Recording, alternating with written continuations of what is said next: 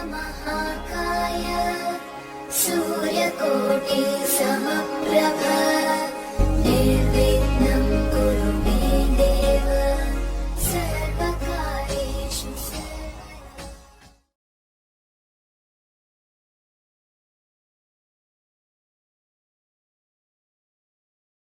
Corona या कोविड-19 virus जिस पर है लाखों लोगों की मौत का इल्जाम और साबित भी हो चुका है, तो कब इसको सजा मिलेगी, कब इसको मौत के घाट उतार दिया जाएगा, कब इस मानवता के दुश्मन का अंत होगा।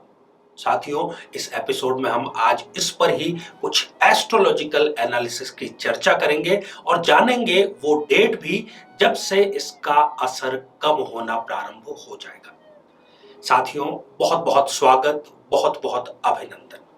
साथियों, इस एपिसोड से पहले भी हमने चंद्रमा और कोरोना इन दोनों के रिलेशन पर, इन दोनों के समीकरण पर एक एपिसोड बनाया है और आपको वो एपिसोड जरूर देखना चाहिए। यहां आई बटन में हम उसका लिंक दे रहे हैं, जहां पर जाकर के आप उसको देख लीजिए।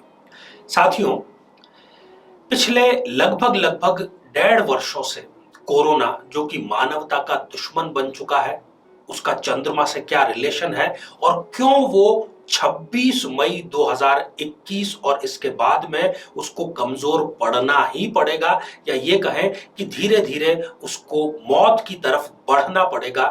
क्यों है ऐसा, जानते हैं आज इस एपिसोड में। साथियों, चंद्रमा जो कि व्यक्ति के मन का कारक है, मस्तिष्क का कारक है, श्वास का कारक है, और कोरोना जो है वो श्वास पर ही, श्वसन तंत्र पर ही सर्वाधिक घातक साबित हो रहा है। अतः इसका चंद्रमा से जो रिलेशन है उसमें किसी भी प्रकार की कोई दो राय नहीं है कि यदि सभी ग्रहों में से किसी ग्रह से इसका संबंध है तो वो चंद्रमा से ही है। वर्ष 2021 का जो पहला चंद्र ग्रहण पड़ रहा है वो है 26 मई को। साथियों, वैसे तो सूर्य ग्रहण और चंद्र ग्रहण पड़ते ही रहते हैं। इस पर क्या क्या सावधानियां बरतनी चाहिए, क्या क्या कार्य वर्जित हैं, इस पर मैं समझता हूं कि ज्यादातर सामान्य जानकारी हर एक भारतीय को है ही। और ऐसा क्यों है कि इस बार 26 मई के बाद में कोरोना को कमजोर पड़ना ही पड़ेगा, और क्या ऐसा उपाय जो कि आप कर सकते हैं इस 26 मई को, ताकि कोरोना आप पर बेअसर रहे।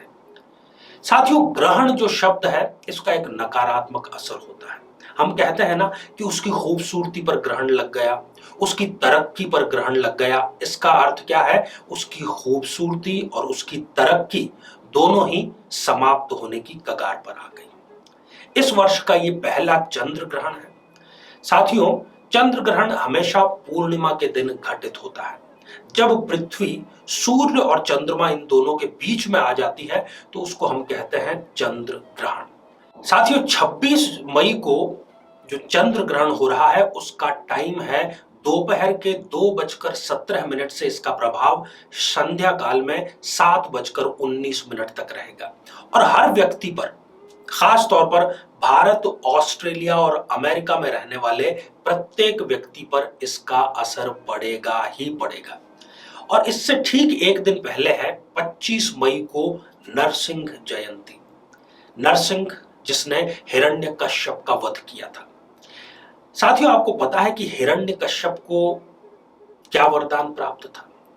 उसे यह वरदान प्राप्त था कि उसकी मृत्यु ना तो दिन में होगी, ना रात में होगी, ना घर में होगी, ना बाहर होगी, ना उसकी हत्या कोई इंसान कर सकता है, ना ही कोई जानवर कर सकता है।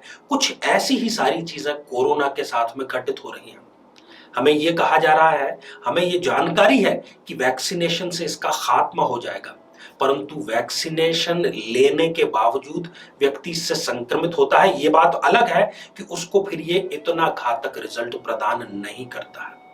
सरकारें लॉकडाउन का सहारा ले रही हैं, परंतु लॉकडाउन के बावजूद भी इसके ग्राफ में बहुत ज्यादा कमी नजर नहीं आ रही है।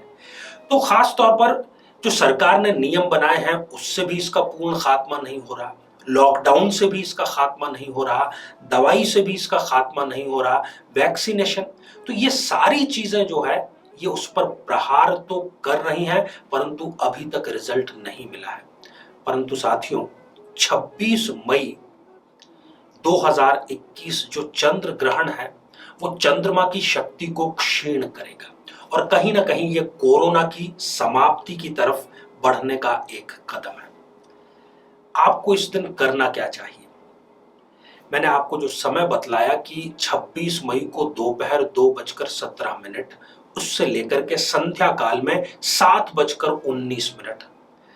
26 मई को आप प्रातः काल जब भी उठें, स्नान आदि करें, सात्विक भोजन आप ग्रहण कर लें और जो ग्रहण काल का टाइम पीरियड है उसके दौरान आपको श्वेत वस्त्र धारण करना है और 108 बार महामृत्युंजय मंत्र का जाप करना है, क्योंकि चंद्रमा जिस पर कि महादेव शिव स्वयं अपने सिर पर उसको धारण करते हैं। साथियों, महामृत्युंजय मंत्र में इतनी परम शक्ति है कि वो गंभीरतम रोग को भी समाप्त करने की शक्ति रखता है। तो इससे आप कोरोना के दंश से बचे रहेंगे आगे भी और हमेशा हमेशा के लिए। साथियों, आप सभी स्वस्थ, समृद्ध और शांतिपूर्वक जीवन व्यतीत करें, कोरोना से बचे रहें। नमस्कार।